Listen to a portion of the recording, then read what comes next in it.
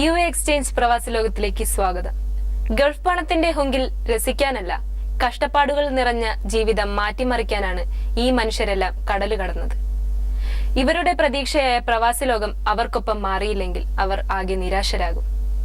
പാവപ്പെട്ടവന്റെ കൈത്താങ്ങാവാൻ പ്രവാസികൾക്ക് എന്നും സാധിക്കട്ടെ എന്ന പ്രത്യാശയോടെ ഇന്നത്തെ യു എക്സ്ചേഞ്ച് പ്രവാസി ലോകം നമുക്കിവിടെ ആരംഭിക്കാം.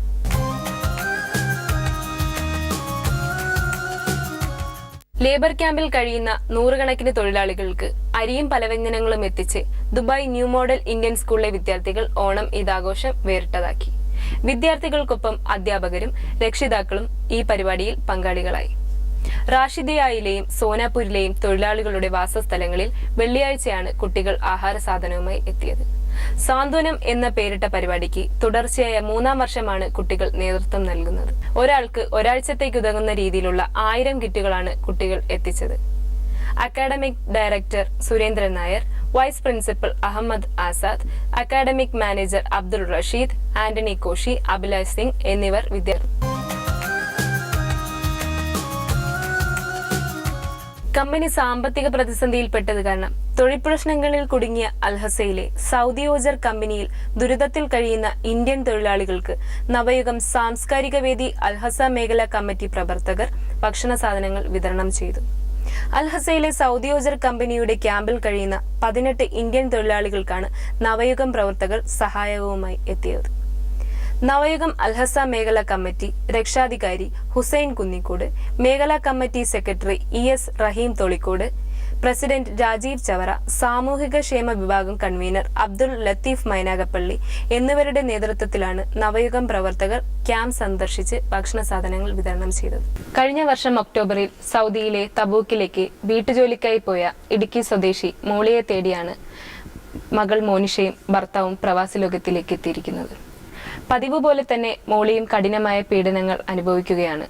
മോളിയുടെ തിരിച്ചുവരവിനായി വീണ്ടും പണം വാങ്ങിയ ഏജന്റ് അഭിലാഷ് ആകട്ടെ ഇപ്പോൾ പ്രതികരിക്കുന്നുമില്ല. മോളിയെ കുറിച്ചുള്ള കൂടുതൽ വിവരങ്ങൾ നമുക്ക് ഇവരോട് തന്നെ ചോദിക്കും. മോളി കഴിഞ്ഞ വർഷം പോയത് അല്ലേ? നിങ്ങൾ വീട് എവിടെ? എന്റെ കെട്ടിച്ചേക്കുന്നത് കോഴിക്കോടേക്കാണ്. അമ്മ താമസിക്കുന്നത് ഇടുക്കി ജില്ലയിലാണ്. ഇടുക്കി ജില്ലയിൽ വേറെ മക്കളുണ്ടോ? ഒരാളും കൂടി ഉണ്ട്. ആരെന്താ ചെയ്യണേ? അവളെ കെട്ടിച്ചിരിക്കുന്ന വാഗമണ്ണില്. അച്ഛനോ? അച്ഛൻ അവർ രണ്ടുപേരും പിരിഞ്ഞിട്ടാ. അവർ സ്നേഹിച്ച് എല്ലാം കഴിച്ചവരായിരുന്നു. 2 കാസ്റ്റാണ്. അപ്പൊ രണ്ടുപേരും ഡിവോഴ്സ്. അച്ഛൻ നോക്കുന്നില്ല. അമ്മ അതുകൊണ്ടാണ് ജോലി അന്വേഷിച്ചു പോയത്. അതെ, ഞങ്ങൾ സ്വന്തമായിട്ട് വീടൊന്നുമില്ല. അമ്മ അമ്മയുടെ കൂടെയായിരുന്നു. ഇടുക്കി ജില്ലയിൽ തന്നെ അവര് താമസിക്കുന്നത്. അവരുടെ കൂടെയായിരുന്നു. ആരാ കൊണ്ടുപോയത്? അഭിലാഷ് എന്ന് പറഞ്ഞ ഒരാളാണ്. എവിടുത്തുകാരനാ? ഇടുക്കി ജില്ലയിൽ തന്നെയുള്ള ആളാണ്. ചങ്ങപ്പമ്പാറ എന്ന് പറഞ്ഞ സ്ഥലത്തുള്ള അയാളാണ് കൊണ്ടുപോയത്. പിന്നെ ഹമീദ് എന്ന് പറഞ്ഞ ഒരാള് കോയമ്പത്തൂരുള്ള ഒരാളും കൂടി ഷെയറുണ്ട്. ഞാൻ ഒരിക്കലും അയാളെ കണ്ടിട്ടുണ്ട്. അഭിലാഷിനെ കണ്ടിട്ടുണ്ട്.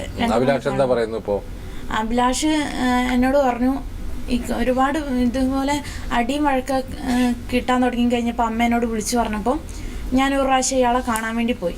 അന്ന് എന്നോട് പറഞ്ഞു 32,000 രൂപ കൊണ്ട് തരുവാണെങ്കിൽ ഞാൻ അമ്മേനെ നാട്ടിലെത്തിക്കാം. ഇത് ഒരു നോയമ്പിൻ്റെ സമയത്തായിരുന്നു പോയത്. നോയമ്പ് തുടങ്ങി 15 ദിവസമായപ്പോൾ. അപ്പോൾ പുള്ളിക്കാരൻ എന്നോട് പറഞ്ഞത് ഹമീദുമായിട്ട് ആലോചിച്ചിട്ട് പെരുന്നാൾ കഴിഞ്ഞ് 2 ആഴ്ചക്കുള്ളിൽ അമ്മേനെ നാട്ടിലെത്തിക്കാമെന്നായിരുന്നു പറഞ്ഞത്. അങ്ങനെ പറഞ്ഞ് രണ്ടാമത് ഞങ്ങൾ പോയി 32,000 രൂപ കൊടുത്തു. അതിനു മുമ്പ് അമ്മ പോവാൻ നേരത്ത് 9,500 രൂപ ഇയാളെ കൊണ്ട് ഏൽപ്പിച്ചായിരുന്നു, ഈ അഭിലാഷിനെ. പിന്നെ ഒരു 500 രൂപ റീചാർജ് ചെയ്ത് കൊടുക്കണം എന്ന് പറഞ്ഞു. പുള്ളിക്കാരൻ്റെ വൈഫ് അവിടെയാണ്. അപ്പം അവരോട് വിളിച്ച് കാര്യങ്ങളൊക്കെ അന്വേഷിക്കാൻ വേണ്ടി 500 രൂപ അഭിലാഷിന് 500 രൂപ അങ്ങനെയും ചെയ്ത് കൊടുത്തു. അങ്ങനെ മൊത്തം ഞങ്ങൾ 42,000 രൂപ കൊണ്ട് കൊടുത്തിട്ടുണ്ട്. അമ്മ പറയുന്നത് ഫുൾ ടൈം ജോലിയാണ്, ഒഴിവേ ഇല്ല. വിശ്രമിക്കാൻ വിട്ടാലും അവര് ഒരു മണിക്കൂർ അങ്ങനെ ആകുമ്പോഴത്തേക്കും തിരിച്ചെന്ന് വിളിക്കുകയാണ്. പിന്നെ അവിടുത്തെ മാമ എന്ന് പറയുന്ന അവരുടെ വല്യമ്മ, അവര് പുറത്തു പറയാൻ പറ്റാത്തുള്ള രീതിയിലുള്ള അമ്മേനെ കൊണ്ട് ഓരോന്നും ചെയ്യിക്കുക. പിന്നെ അറബികൾ അവിടുത്തെ അവരുടെ മക്കള് അമ്മേനെ ശല്യം ചെയ്യാണ്. പിന്നെ അടിയാണ്, അമ്മയുടെ മേത്ത് മൊത്തം പാടാണെന്ന് പറയുന്നു. മരുന്നില്ല, ഭക്ഷണം അവർക്ക് തോന്നുമ്പം കൊടുക്കുക. പിന്നെ അമ്മയ്ക്കാണെങ്കിൽ കൊളസ്ട്രോളും ഷുഗറൊക്കെ ഉള്ള ആളായിരുന്നു. ഇപ്പോൾ ഒരു കൈ പൊന്തുന്നില്ല എന്ന് പറഞ്ഞു. അപ്പം എങ്ങനെയെങ്കിലും നാട്ടിലെത്തണം എന്ന് പറഞ്ഞു. തബൂക്കിലാണ് അല്ലേ? തബൂക്കില് നമ്മളാളുകളായിട്ട് ഒരു വല്ല ബന്ധപ്പെട്ടില്ലായിട്ട് നടന്നിരുന്നു? ഇല്ല, എനിക്ക് ആകെ അറിയാവുന്ന ഉണ്ണിസാറെന്ന് പറഞ്ഞ സാറാണ് ഇതിന്റെ. സാറമ്മനെ വിളിക്കുകയോ എടുക്കുകയൊക്കെ ചെയ്യുന്നുണ്ട്. അപ്പൊ ഉണ്ണി എന്താ പറയുന്നത്? സാറാണ് ഇങ്ങോട്ട് റെഫർ ചെയ്തേ, ഇവിടേക്ക് വന്ന് പറയാൻ. ഇതിലിപ്പോ എനിക്ക് തോന്നുന്നു കോൺട്രാക്ട് ഒന്നും ഇല്ലാതെ പോയതാവും ഈ അല്ലേ? കോൺട്രാക്ട് ഒന്നും ഇല്ലാതെ അറബികളുടെ ഒരു എന്താ പറയാ, ഒരു തട്ടിപ്പ് വിസ സംഘത്തിലായിരിക്കും ഇവർ പോയിട്ടുണ്ടാവുക. ഈ മാമ പറയുന്ന 5 വർഷം കഴിഞ്ഞാലേ അമ്മനെ നാട്ടിൽ മാമയുടെ ചെലവിലാണല്ലോ ഇപ്പൊ നമ്മളെ കൂടെ ജീവിക്കുന്നത് ഇന്ത്യയില്. എന്തൊക്കെ ഇവര് ധരിച്ചിരിക്കുന്നത് മാമാര്. പ്രവാസലോകം പ്രവർത്തകരോടാണ് താബൂക്കിലുള്ള. ഇത്തരം കേസുകൾ പുതുതല്ല. മോളി സെബാസ്റ്റിനെ പോലെ ഉള്ള സഹോദരിമാർ നിരവധി വഞ്ചിക്കപ്പെട്ടതിൻ്റെ കഥകൾ ഈ ചാനലിലൂടെ ഞങ്ങൾ നിരവധി തവണ പ്രേക്ഷകരുടെ മുമ്പിലും പ്രവർത്തകരുടെ മുമ്പിലും എത്തിച്ചതാണ്. ഏറ്റവും കൂടുതൽ പീഡിപ്പിക്കപ്പെടുന്നത് സ്ത്രീകളായിട്ടുള്ള വീട്ടുജോലിക്കാരാണ്. വീട്ടുജോലിക്കാർക്ക് ഉതകുന്ന തരത്തിലുള്ള ഒരു നിയമവും വന്നില്ല. പക്ഷേ ഈ മൈഗ്രേഷൻ എന്ന് പറയുന്ന രീതിയിൽ ഒരു പുതിയ ഇത് വന്നിരുന്നു. അതിനെ വെട്ടിച്ചുകൊണ്ട് ചില കള്ളക്കടത്തുകാരും ഏജന്റുമാരും എല്ലാം തന്നെ കൂടി നടത്തുന്ന ഒരു തട്ടിപ്പാണ് ഇപ്പോൾ ഇതിൽ മോളി സെബാസ്റ്റ്യൻ പെട്ടുപോയിട്ടുള്ളത്. അപ്പോൾ ഇത് കുറെ കൂടി പോകുന്നവർ ജാഗ്രത കാണിക്കണം എന്നാണ് എനിക്ക് പറയാനുള്ളത്. വീട്ടുജോലിക്ക് പോകുന്ന സ്ത്രീ സഹോദരിമാരോട് എനിക്ക് പറയാനുള്ളത്, ശരിക്ക് കോൺട്രാക്റ്റ് ഉണ്ടെങ്കിൽ പോകാം. കോൺട്രാക്റ്റ് ഇല്ലാത്ത ആളുകൾ പോകരുത്. ഈ തട്ടിപ്പായിട്ട് കുറേ ആളുകൾ നമ്മുടെ നാട്ടിൽ നടക്കുന്നുണ്ട്. അവർ ചിലപ്പോൾ തട്ടിപ്പാണെന്ന് വിചാരിച്ചിട്ടാവില്ല, അറബി ഒരാളെ വേണമെന്ന് പറയുന്നു, അടുത്തുള്ള ഒരാളെ കൊണ്ടുപോകുന്നു, ചെറിയ പൈസ കിട്ടുന്നു, അങ്ങനെയൊക്കെ ആയിരിക്കും ഇപ്പോൾ ഈ അഭിലാഷിനെ പോലുള്ള ആളുകൾ ചെയ്തിട്ടുണ്ടാവുക. പക്ഷേ ഇതിൻ്റെ പിന്നിലുള്ളത് ഒരു ചതിയാണ്, വഞ്ചനയാണ്, കടുത്ത അനീതിയാണ്. അതിൽ യാതൊരു സംശയവുമില്ല. അപ്പോൾ ഇതിൽ ആരൊക്കെ പങ്കാളിയാകുന്നോ അവർ അധാർമികമായിട്ടുള്ള ഒരു കർമ്മമാണ് ചെയ്യുന്നത് എന്ന് ഞാൻ അവരെ ബോധിപ്പിക്കാനാവും. നമ്മുടെ നാട്ടിലെ നിയമത്തിന് വിരുദ്ധമായിട്ട് കള്ളക്കടത്ത് കടത്തുന്ന പോലെ വീട്ടുജോലിക്ക് കൊണ്ടുപോയി മനുഷ്യക്കടത്ത് എന്ന് തന്നെ വേണമെങ്കിൽ പറയാം, അവരെ ഉപദ്രവിക്കുകയും മർദ്ദിക്കുകയും ഭക്ഷണം നൽകാതിരിക്കുകയും. ഇപ്പോൾ മോളി സെബാസ്റ്റിൻ്റെ കാര്യം ഇപ്പോൾ നമ്മൾ കേട്ടു. അപ്പോൾ അവരുടെ ഒരു കൈ പൊന്തുന്നില്ല, അവർ ഡയബറ്റിക്കാണ്, അവർ കൊളസ്ട്രോൾ ഉള്ള ആളാണ്. അപ്പോൾ ഇത്തരത്തിലുള്ള ആളുകൾ പോകുന്നൊരു പ്രത്യേക സാഹചര്യത്തിലാണ്. പ്രണയിച്ച് വിവാഹം കഴിച്ച ആളാണ് മോളി. മക്കൾ 2 പെൺകുട്ടികളാണ്. അദ്ദേഹം അവരെ വിട്ടുപോയി. അതിൻ്റെയൊക്കെ വീടില്ല. അപ്പോൾ ഒരു വീട് വെക്കാൻ പറ്റുമോ എന്ന് വിചാരിച്ച് പോയതാണ് സഹോദരി. വീട് വയ്ക്കാൻ കഴിഞ്ഞില്ല എന്ന് മാത്രമല്ല, ജീവിതത്തിൻ്റെ എല്ലാ തരത്തിലുള്ള ദുരിതങ്ങളും നേരിടേണ്ടി വരികയാണ്. എങ്ങനെയെങ്കിലും നാട് പിടിച്ചാൽ മതി എന്നാണ് ഇപ്പോൾ മോളി ആഗ്രഹിക്കുന്നത്. അപ്പോൾ അതിന് നമ്മൾക്ക് എന്ത് ചെയ്യാം? ഉണ്ണി എന്ന നമ്മുടെ പ്രവർത്തകൻ അവിടെ വേണ്ട രീതിയിൽ ഇടപെട്ടിട്ടുണ്ട് എന്ന് ഞങ്ങൾക്കറിയാം. പക്ഷെ അത് ഫലവത്തായിട്ടില്ല എന്നുള്ളത് കൊണ്ടാണ് ഈ പ്രോഗ്രാമിലേക്ക് ഇത് ചെയ്യുന്നത്. ഞങ്ങൾ ഈ പ്രോഗ്രാമിൽ പ്രത്യക്ഷപ്പെടാത്ത തന്നെ നിരവധി കാര്യങ്ങൾ ഞങ്ങളുടെ വാട്സപ്പ് ഗ്രൂപ്പിലെയും മറ്റും ആയിട്ട് ചെയ്യുന്നുണ്ട്. ഞങ്ങൾ ഓരോരുത്തരും, ഞാനും റഫീഖും അതുപോലെ പ്രവാസലോകം പ്രവർത്തകരൊക്കെ തന്നെ അവരവരുടേതായിട്ടുള്ള രീതിയിൽ പ്രവർത്തിക്കുന്ന ആളുകളാണ് ഞങ്ങളൊക്കെ. ഏത് സമയത്തും ബന്ധപ്പെടാവുന്ന രീതിയിൽ ഞങ്ങളുടെ മൊബൈൽ ഫോൺ പോലും എപ്പോഴും ഓപ്പൺ ആയിട്ടുള്ള ആളുകളാണ്. അപ്പോൾ ഒരു മനുഷ്യാവകാശ പ്രവർത്തകർ എന്ന നിലയിൽ കൂടിയാണ്, മീഡിയ പ്രവർത്തകർ എന്ന നിലയിൽ മാത്രമല്ല, മനുഷ്യാവകാശ പ്രവർത്തകർ എന്ന നിലയിൽ കൂടിയാണ് ഞങ്ങൾ പ്രവർത്തിക്കുന്നത്. തീർച്ചയായിട്ടും അടിയന്തരമായിട്ട് ഇവരെ നാട്ടിലെത്തിക്കുന്നതിന് എംബസിയും അതുപോലെ തന്നെ അവിടുത്തെ പ്രവാസലോകം പ്രവർത്തകരും അടിയന്തരമായിട്ട് ഇടപെടണമെന്നാണ് എനിക്ക് അഭ്യർത്ഥിക്കാനുള്ളത്. രശ്മി ഒരു കാര്യം ചെയ്യും, ഞങ്ങൾ എന്തായാലും അമ്മയോട് പറഞ്ഞിരിക്കും, ഇങ്ങനെ ടെലികാസ്റ്റ് ചെയ്യും, നമ്മുടെ പ്രവർത്തകർ വേണ്ടത് ഇത് ചെയ്യും. നമ്മളുടെ പ്രവർത്തകരെ നമ്പറൊക്കെ ഇതിലുണ്ടാവും, അപ്പോൾ അവരെ വിളിക്കാൻ പറയുക. പിന്നെ വേണ്ടതൊക്കെ ഉണ്ണി ചെയ്യും. തീർച്ചയായിട്ടും പ്രവാസലോകം അതിൻ്റെ ശക്തമായിട്ടുള്ള പ്രവർത്തന രീതികൾ ഇതിനു വേണ്ടി ഉപയോഗിക്കും. കേട്ടാ? സന്തോഷമായിട്ട്. കഴിഞ്ഞ വർഷം ജനുവരിയിൽ സൗദിയിലെ അബഹയിലേക്ക് ഡ്രൈവർ ജോലിക്കായി പോയ കൊല്ലം കടക്കൽ സ്വദേശി വിജയദാസിന് ലഭിച്ചത് ആടുമേപ്പും തോട്ടത്തിലെ പണിയുമാണ്. സഹിക്കാൻ വയ്യാതായപ്പോൾ സ്പോൺസറിനെ വിട്ട് പുറത്തു ചാടി നിൽക്കുകയാണ് വിജയദാസ്. ഇന്ന് കിടക്കാനോ ഭക്ഷണത്തിനോ വകയില്ലാതെ കഷ്ടപ്പെടുന്ന വിജയദാസിന് എങ്ങനെയെങ്കിലും നാട്ടിലേക്കെത്തണം. അതിനുവേണ്ടി വിജയദാസിന്റെ അച്ഛനും അമ്മയും ഇന്ന് പ്രവാസി ലോകത്തിലേക്ക് എത്തിയിരിക്കും. വിജയദാസ് ഇതിനു മുമ്പ് പോയിട്ടുണ്ട് ഗൾഫിലില്ല? ആദ്യം പോയതാ. എത്ര വയസ്സുണ്ട്? 28 വയസ്സായി. കല്യാണം കഴിച്ചില്ല? ഇല്ല. എത്ര മക്കളാ? 3 മക്കളാ. 3 മക്കളാ. മൂത്തയാളാണ്. പഠിച്ചിട്ടുണ്ടോ? +2 വരെ പോയി. കമ്പ്യൂട്ടർ ഡിപ്ലോമ ഉണ്ട്. ഡ്രൈവിംഗ് അറിയാം. ഡ്രൈവറാണെന്ന് പറഞ്ഞിട്ടാ കൊണ്ടുപോയത്. എന്നിട്ട് ആട് മേയ്ക്കാൻ വിട്ടു. 11 മാസം ഈ കൊണ്ടുപോയ അറബിയുടെ കൂടെ വന്നു.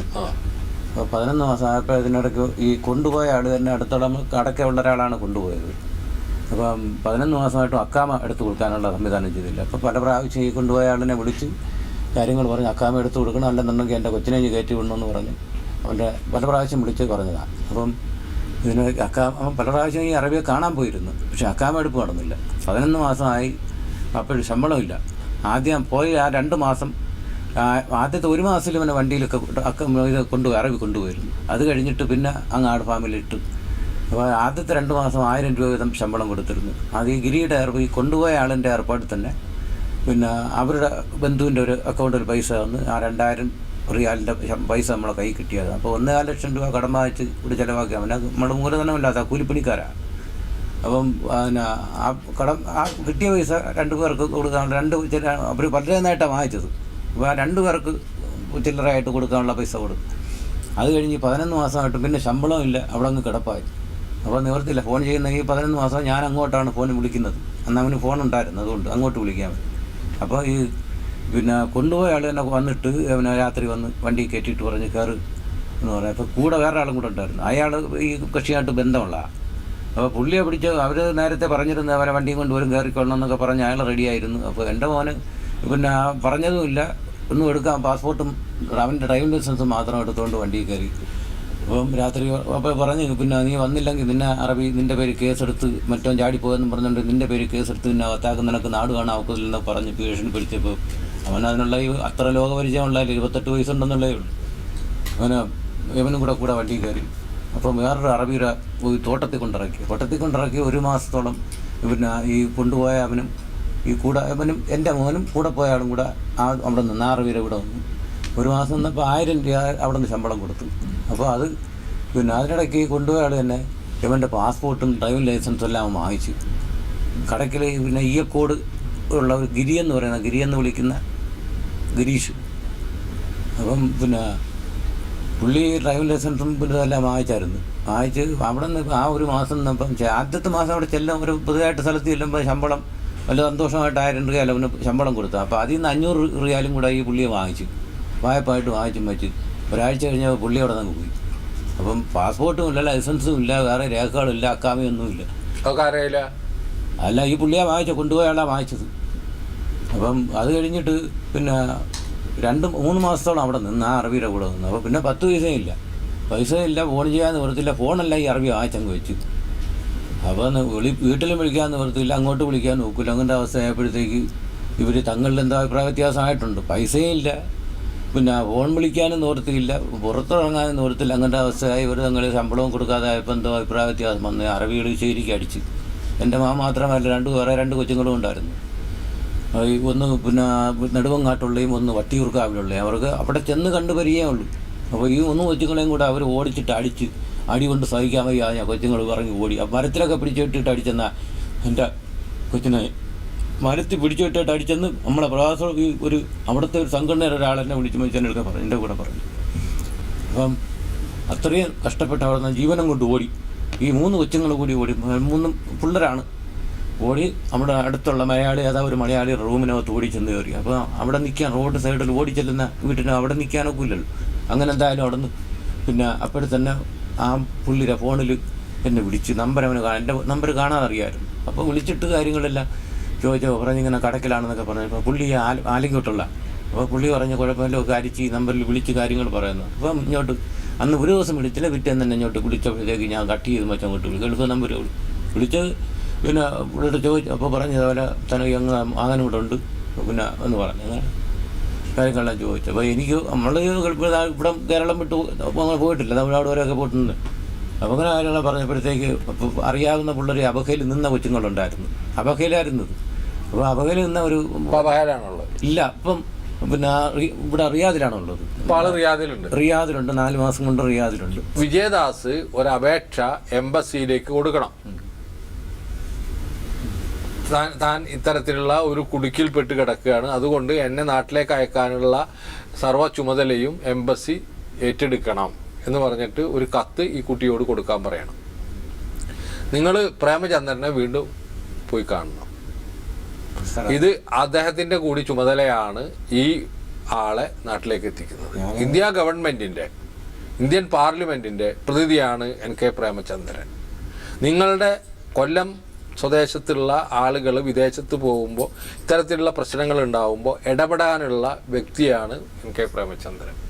ഇത് വിദേശകാര്യ വകുപ്പുമായി ബന്ധപ്പെട്ട കാര്യമാണ് എന്നുള്ളത് കൊണ്ട് ദീർഘകാലത്തെ പരിചയമുള്ള, പാർലമെന്റിൽ പരിചയമുള്ള NK പ്രേമചന്ദ്രൻ എന്ന ലോകസഭാ അംഗത്തിന് ഇതിൽ കൃത്യമായിട്ട് ഇടപെടാൻ കഴിയും എന്നാണ് ഞാൻ പ്രതീക്ഷിക്കുന്നത്.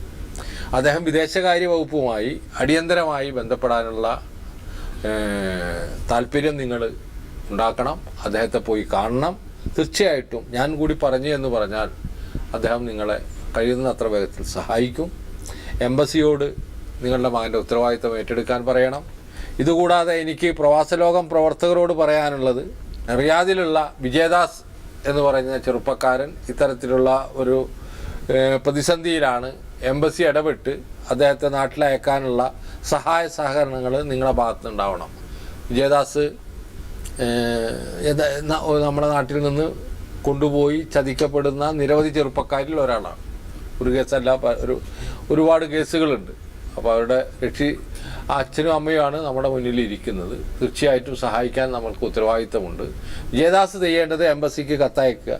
ഞങ്ങളുടെ സംഘടനയുണ്ട് അവിടെ. ഞങ്ങളുടെ സംഘടന എന്ന് പറഞ്ഞാൽ പ്രവാസലോകം പ്രവർത്തകരുടെ ഒരു കൂട്ടായ്മയുണ്ട്.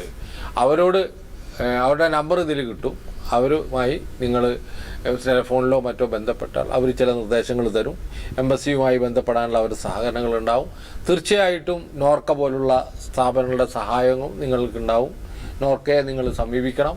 നോർക്കയിൽ പോയിട്ട് അവിടുത്തെ ഉദ്യോഗസ്ഥന്മാരോട് നിങ്ങൾ ഒരു അപേക്ഷ കൊടുക്കണം. വേണമെങ്കിൽ മുഖ്യമന്ത്രിക്ക് തന്നെ നിങ്ങൾക്ക് കൊടുക്കാവുന്നതാണ്. ഇതൊക്കെ കൂടിയാൽ വിജയദാസ് തീർച്ചയായിട്ടും നാട്ടിൽ തിരിച്ചെത്തും. വിജയദാസ് അതിനുവേണ്ടി ശ്രമിക്കണം. അമ്മയ്ക്ക് എന്തെങ്കിലും പറയണ്ട? ആയിക്കോട്ടെ. മോളി സെബാസ്റ്റ്യനെ പോലെ നൂറുകണക്കിന് വീട്ടുതൊഴിലാളികളാണ് സൗദിയിൽ മോചനം കാത്തു കഴിയുന്നത്. തൊഴിൽ വിസകൾ തിരഞ്ഞെടുക്കുമ്പോൾ പ്രത്യേകം ശ്രദ്ധിക്കണമെന്ന് ഓർമ്മിപ്പിച്ചുകൊണ്ട് ഈ ആഴ്ചയിലെ UAE എക്സ്ചേഞ്ച് പ്രവാസി ലോകം ഇവിടെ അവസാനിക്കുന്നു. നന്ദി, നമസ്കാരം.